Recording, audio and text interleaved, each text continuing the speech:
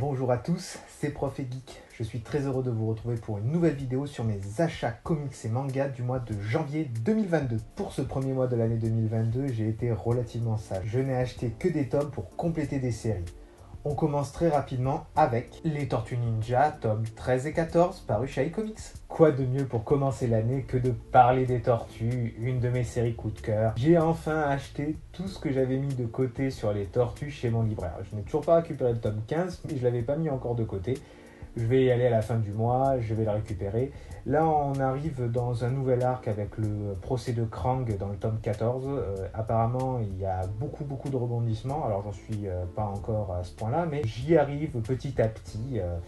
C'est vraiment une série que j'aime beaucoup. Je vais pas encore faire un descriptif de la série, j'en ai déjà parlé dans de nombreuses vidéos. Il faut lire Les Tortues, je le recommande. iComics, c'est un des meilleurs éditeurs français. Allez-y. On arrive chez Urban Comics avec This 2. This revient avec ce tome numéro 2 qui est en fait le 4e tome qui est paru en France. La série de Tom Taylor sur l'univers zombie chez DC. C'est vraiment quelque chose que j'aime beaucoup. Le premier tome m'avait vraiment bien marqué, il était vraiment très sympa, il y avait vraiment une passation de pouvoir qui se faisait qui était très intéressante. Le tome Unkillable, je l'avais bien aimé, le dernier tome qui était sorti, c'était beaucoup plus mitigé, j'étais vraiment un peu déçu. Celui-ci, apparemment, c'est la suite directe du 1. Alors, il ne s'appelle pas DC 2 aux États-Unis, hein, c'est Urban qui l'a renommé comme ça. Il s'est passé plusieurs années depuis la fuite de la Terre des survivants de l'apocalypse zombie. Je suis très curieux de voir le nouveau monde qu'ils ont créé. Qu'est-ce qui se passe? Est-ce que ce nouveau monde va être attaqué par les zombies qui auraient pu quitter la Terre et les poursuivre? Est-ce que ce sont les héros qui reviennent sur Terre pour chercher quelque chose? Ils ont trouvé un remède? Je ne sais pas. Je vais lire ça très prochainement, je vous fais un retour. Mais c'est vraiment un univers que j'apprécie énormément. Ça se veut très popcorn, ça surfe sur la vague des Walking Dead ou même des Marvel Zombies qui datent d'il y a pas mal d'années. DC a enfin son univers zombie, moi je l'aime bien. Je vous en parle bientôt. On enchaîne avec Multiversity présente Terre 37. Multiversity, c'est une histoire qui a été faite par Grant Morrison. Donc Grant Morrison, c'est un des grands auteurs de chez DC qui a beaucoup de niveaux de lecture. C'est un peu compliqué de toujours tout suivre. Mais au moins, il avait redéfini les 52 terres parallèles de l'univers de DC avec une description qu'il y avait sur toutes les terres.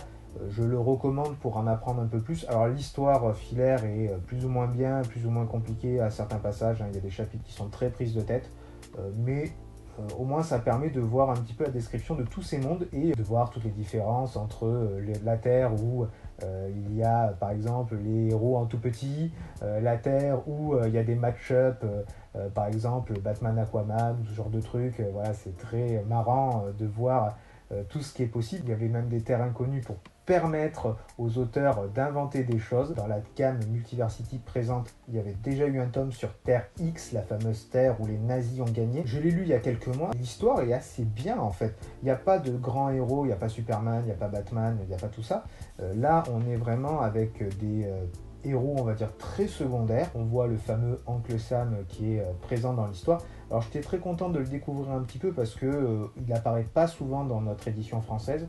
Ça m'a fait plaisir de le découvrir. Là, c'est sur Terre 37. Alors, je vous avoue que j'ai lu Multiversity et la présentation de Terre 37 il y a un moment. Je ne me rappelle pas du tout quel est l'intérêt de cette Terre en particulier.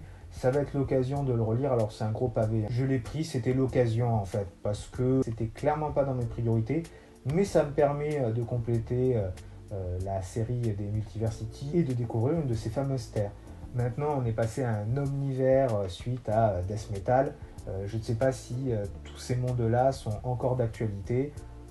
On verra bien dans le futur ce que va pondre d'ici. On termine les comics avec Batman Detective tome 4. Encore un achat pour compléter une série. Je vous avais montré le mois dernier que ma belle famille m'avait offert le tome 3. Là, j'ai récupéré le tome 4 avec une carte cadeau qui a été offerte par mon épouse. La série compte 5 tomes, il ne me restera plus qu'un tome pour compléter. C'est vrai que j'ai tendance à attendre que le run soit complet pour tout acheter, parce que au moins je peux enchaîner la lecture et avoir toute l'histoire frais dans ma tête et voir un peu tout ce qui va, tout ce qui ne va pas. J'ai aussi pris ce tome-là parce que la couverture, je la trouve géniale. Là, le Joker qui est au-dessus de Batman parce qu'il a éclaté et qui tape sur sa tête pour dire « Bon, allô, il y a quelqu'un dedans », ça m'a fait rire.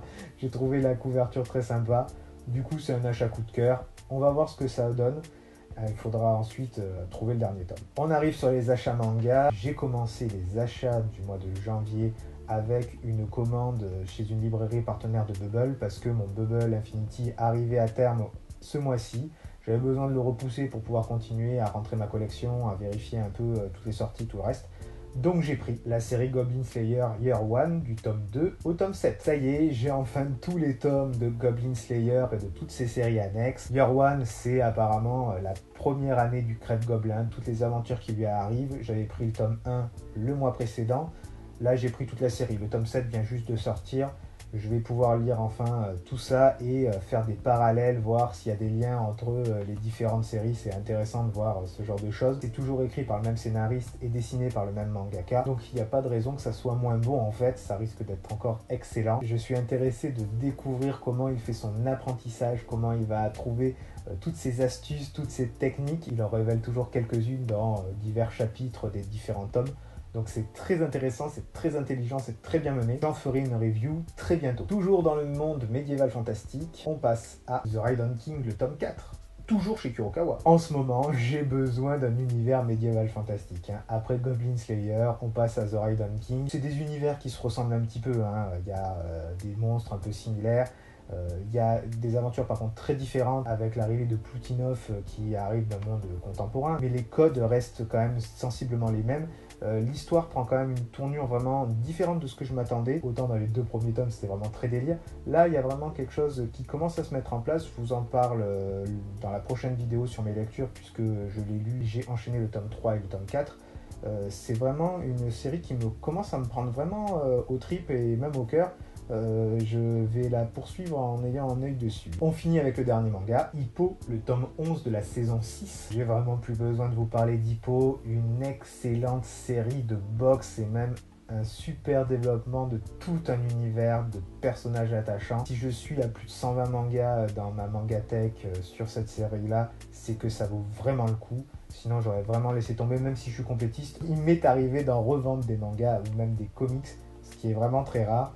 Là, si je continue après le tome 100, c'est que c'est vraiment toujours aussi bien. Je ne vais pas encore le recommander, je sais que c'est compliqué. Je vous en parle régulièrement.